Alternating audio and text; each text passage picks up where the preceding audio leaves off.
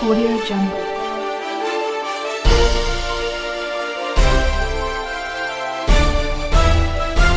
Audio Jungle.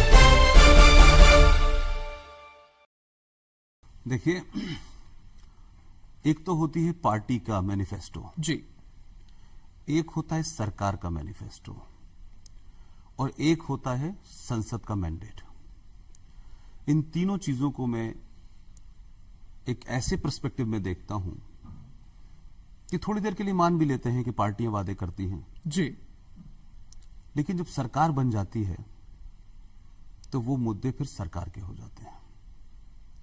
ये तो सरकार को तय करना है, क्योंकि सरकार चलाना एक स्टेट ऑफ आर्ट है कि क्या मुद्दा पहले लिया जाए, क्या बाद में लिया जाए। और हर मुद्दा प्राथमिकता में होता है कि साहब सड़क भी बनानी है, मकान भी देने हैं, बिजली भी देनी है, रोजगार भी देना है। ये हर सरकार और पूरी दुनिया में होता है। लेकिन जहां तक मेरा कंसर्न है, कुछ मुद्दे राष्ट्रीय मुद्दे होते हैं और उस पे एक लंबे समय से बहस है। उसके लिए ऐसा नहीं है कि वो मुद्दा आएगा तभी संसद में बहस होगी। बहस तो बहुत सालों से चल रही है जी। और कुछ होता है कि उन मुद्दों से ऊपर आपका संविधान होता है। और हमारे यहां जो लोग भी सत्ता में आए वो लगातार संविधान की कसम खाना, संविधान का मान रखना, संविधान का बार बार जिक्र करना। मैं उन तमाम पार्टियों से, इंक्लूडिंग रूलिंग पार्टी से भी कहता हूं कि अगर आप थोड़ी देर के लिए भारत के संविधान का, जिसका सम्मान बहुत किया जाता है जी, जिसको लेकर के कुछ लोग बहुत हाइपर सेंसिटिव हैं और जैसे ही वो सत्ता से बाहर होते हैं और दूसरी सोच के लोग आते हैं तो कहा जाता है साहब ये तो पूरा संविधान बदल देंगे। तो हमारे यहां एक सोच के लोगों ने सवाल नहीं पूछा, इसलिए ये हाइपर एक्टिव जो हैं लोग, कुछ उनको लगता है कि शायद जब तक वो इस बात के प्रति सेंसिटिव नहीं, कोई और है ही नहीं। जी, मैं उन्हीं लोगों से पूछना चाहता हूं भाई कि कौन सी ऐसी वजह थी कि संविधान के निर्माताओं ने इतनी लंबी बहस के बाद एक संविधान बनाया।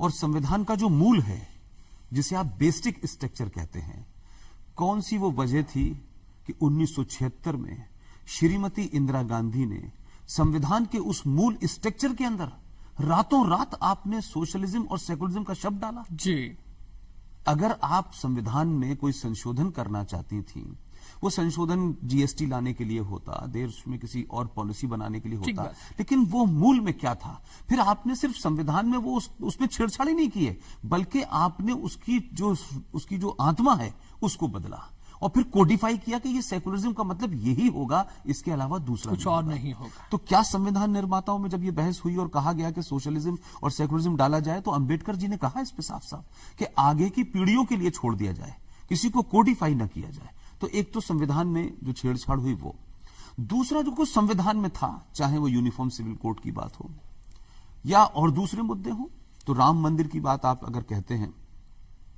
या आपने यूनिफॉर्म सिविल कोड की बात उठाई, तो मैं ये कहता हूं कि अगर थोड़ी देर के लिए राम मुद्दा छोड़ भी दिया जाए, जी, मान भी लिया जाए कि राम मुद्दा जो है उस पर आगे बहस हो सकती है, तो जो लोग संविधान की कसम खा रहे हैं वो इधर हो या उधर हो, अब इधर वाले भी उधर रह चुके हैं, उधर वाले भी इधर रह चुके हैं। बिल्कुल सही बात है। तो क्या संविधान में जो लिखा है वो इस बात पे तय होगा कि कोई एक वर्ग नाराज हो जाएगा, किसी का वोट बैंक हो जाएगा?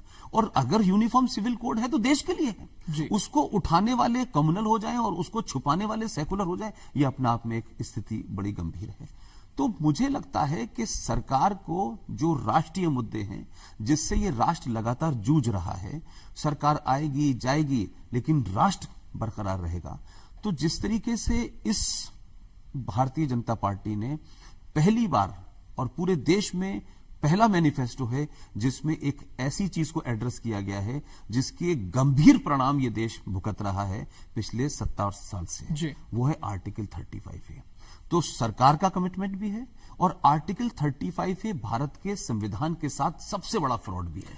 पुष्पेंद्र जी, आपने आर्टिकल 35A की बात की। थोड़ा सा कभी इस बारे में भी कंफ्यूजन हो जाता है, क्योंकि जब भी भारतीय जनता पार्टी की बात आती है, श्यामा प्रसाद मुखर्जी की बात आती है और उन नारों की बात आती है जहां कहते हैं कि जहां हुए बलिदान मुखर्जी वो कश्मीर हमारा है। धारा 370 और आर्टिकल 35A, क्या ये दोनों थोड़े अलग अलग हैं अपनी अपनी जगह पर, या दोनों एक दूसरे से जुड़े हुए हैं, या फिर इन दोनों को एक साथ लिए बिना काम नहीं हो सकता? दोनों में से पहले कैसे हटाने की जरूरत है, ये इसके बारे में थोड़ा सा क्लैरिटी देखिए, चाहिए। आर्टिकल 35A के बारे में 370 के बारे में चर्चा होती है।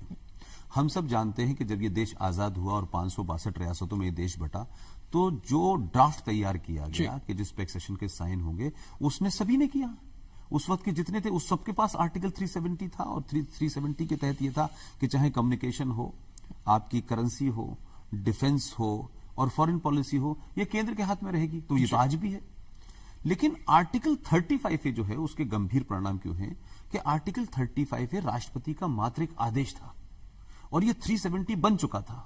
370 के बाद की बात है। 370 तो आपने 1950 में जोड़ दिया था, लेकिन आर्टिकल 35A 14 मई 1954 को लाया गया, और ये राष्ट्रपति के एक आदेश को आपने संविधान में इंसर्ट किया और उसको धारा बना दिया।